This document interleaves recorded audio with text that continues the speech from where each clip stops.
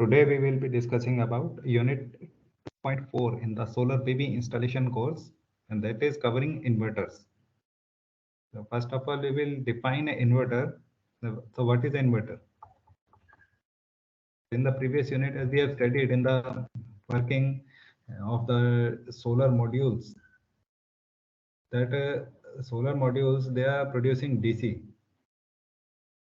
Now, on the other hand, the load, household load, common domestic load, as well as also we can consider industrial load, because most of them are using three-phase induction motors in the manufacturing. So the requirement is for AC. Okay, another thing that solar availability is not throughout the day or whole 24 hours, because in night the availability is not there. So we need storage. So commonly battery storage we use. Okay, another thing, that batteries, they are also storing power in the form of DC. So the transition of DC power to AC power, that is required before we can utilize it for any type of application. We want to run some appliance, some machines.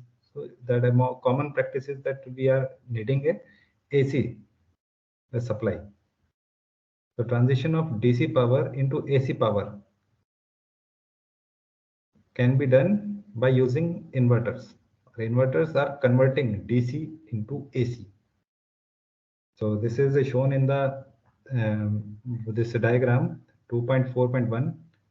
So input, that is DC, and output, that is AC. So the main functions of inverter, they are shown in the figure. So converting DC electricity into AC, just we discussed. Then wave shaping the produced AC electricity. Wave, that is a sinusoidal wave, commonly which we are using. So it should shape the wave. And another function is regulation of the value effectiveness of the produced voltage, means it has to regulate, okay, the effectiveness of the produced voltage. Now inverters for PV application, like in our case, we are using it with the solar panels. So maximum power point, just we discussed in the previous unit.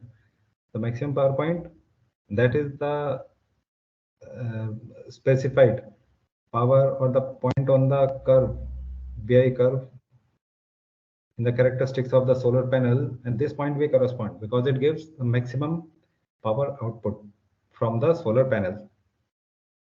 The high switching frequency inverter with a 20 kilohertz or higher frequency, okay, that is possible because of switch mode semiconductor power devices. Commonly power devices which we are using, like the MOSFETs, bipolar junction transistors, the BJT, MOSFET. So these are preferred for low power level inverters because we need very frequent switching. So semiconductor devices like this MOSFET, BJT. Okay, another thing, for high power level, these are not sufficient. MOSFETs and bipolar junction transistors are not sufficient to deal with high power. So there we need thyristors. So they are the suitable power devices and semiconductor based power devices which very efficiently perform the switching operations at very high frequency.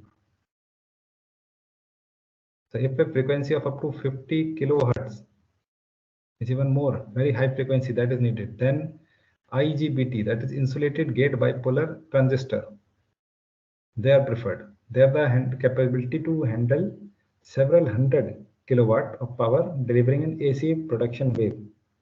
Again, the output, that should be pure sinusoidal. So we are getting it from the IGBT. Okay. So the process restricts large energy consuming and expensive power filters. Okay, because in the this semiconductor devices, we see that the resistance, that is almost negligible when we want to conduct. So basically they are doing switching operations, switch on, switch off, conduct. Controlling is easy. as moving parts are not there, so efficiency that is high. And this is the requirement for the inverter, that it should be reliable and it should be efficient. Both of these requirements we are getting from this semiconductor power devices. The solar inverters have some unique function modified to work with PV arrays. Means there is a little difference between the normal inverters which we are using in the household and the solar inverters. So they are specially designed to work with solar arrays. So one of these requirement is the maximum power point tracking. Another thing, anti-islanding safety. I will cover it when we needed anti-islanding safety. Okay, islanding indicates a state when a distributed generator persists powering an area when the grid power is not available from the utility. Okay, I will discuss it again in my coming topic. So solar microinverters are not the same as the regular inverters. Because each solar panel has a single microinverter connected to it. Means these microinverters, they are connected with the solar panel itself. The total efficiency of the system can be enhanced due to this. The collective output from all of these micro inverters, that is supplied to the electric grid.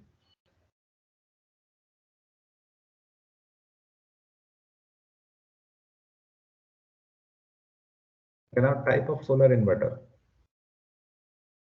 So three types. Basically, we are dividing the solar inverters into standalone inverter, grid tie inverter, and battery backup grid tie inverter.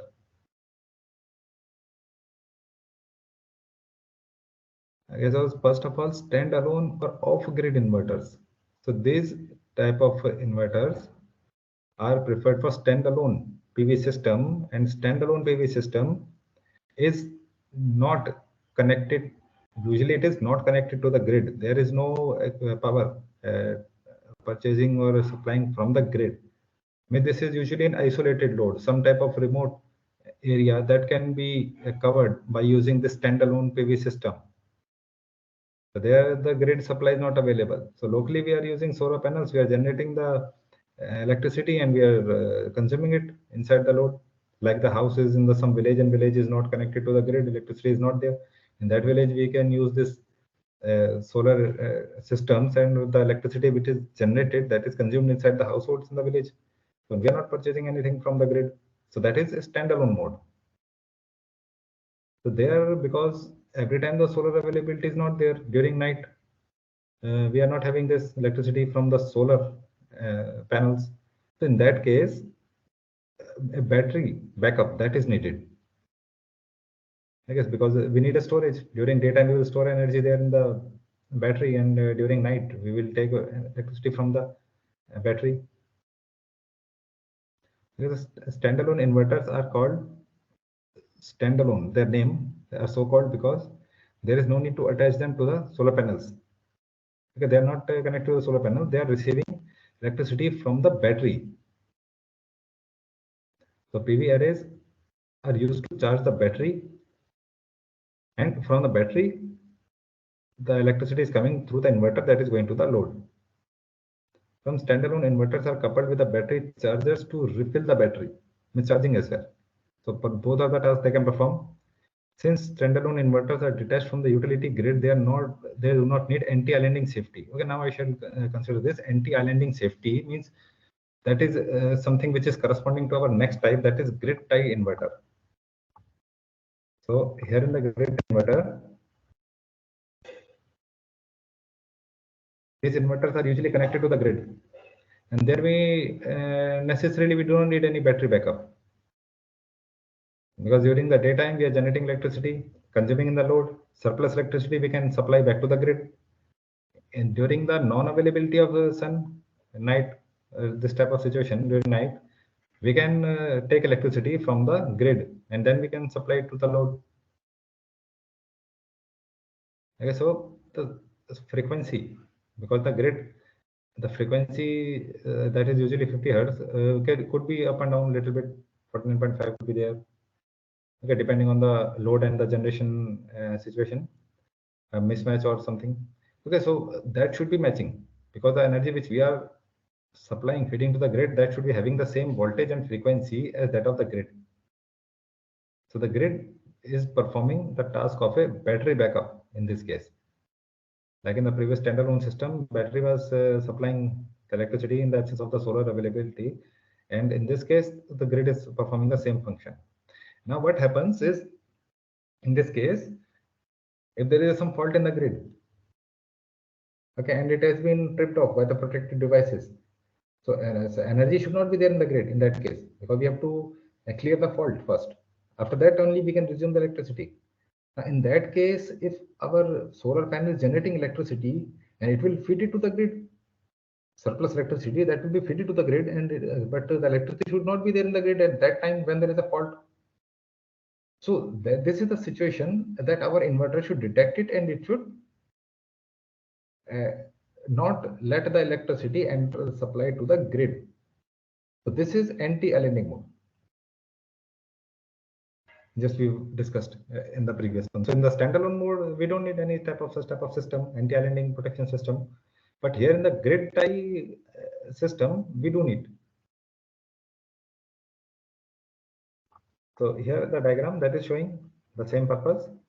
Solar panels, they are generating the electricity from the utilizing the solar energy through the charge controller.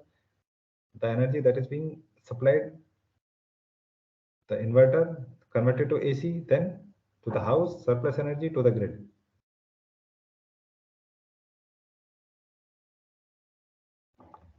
Okay, so yes, grid tie inverters need anti-aliasing protection in their system.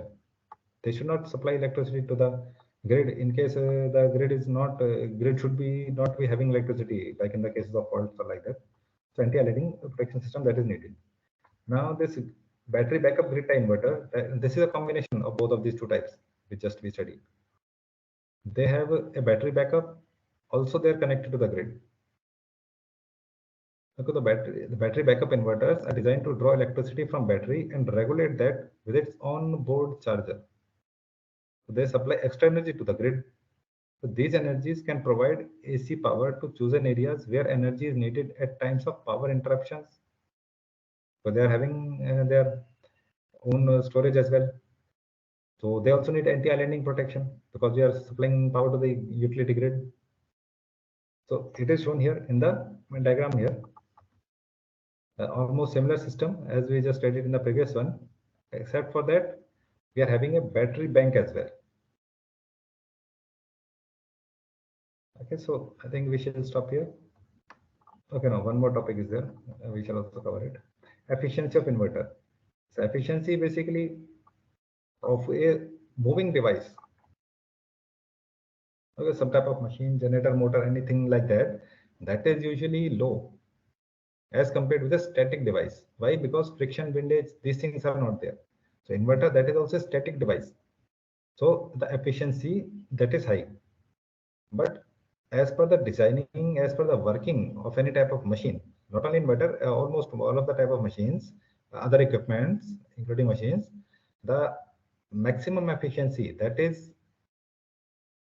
obtained when our system or the equipment or the our machine, I think it is working on the rated load. Okay, if the load is less, the efficiency will come down because it has been designed to operate on that specific load. Okay, although it will work on the less load as well. Okay, but efficiency will come down. Okay, similarly, in the case of an inverter, if the partial load is there, then 85 to 95% of efficiency we are getting from the inverter. And at full load, 90 to 96%. So in a PV system, the size of a grid-connected inverter is calculated using the efficiency characteristics of the inverter as well as its overload capability. So ideal system performance can be achieved by using an inverter that has a rating in the range of 70 to 90% as nominal rating of the solar PV array. That depends on the performance of the inverter and the climate involved. So many factors here. They're giving the total output. So this directly affects the output of the whole of the solar system as well. Okay, so for grid tie operation, inverters should match the necessary equipment considering the quality of output voltage and current waveform. That should be the same.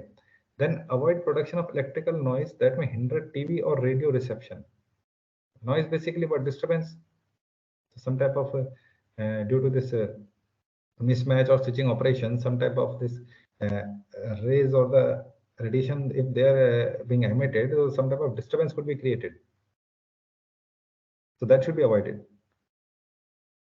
And the inverter should be turned off during grid's failure, ensuring safety of engineers present to repair the grid. Similar thing which I just covered in the anti-aligning grid mode. So in the standalone PV system, battery supplies energy to the inverter. So partial load operation of the inverter can be curtailed by sizing the inverter to match the loads. Okay, so here I shall stop. There are some practice questions here as well. So you can try these questions.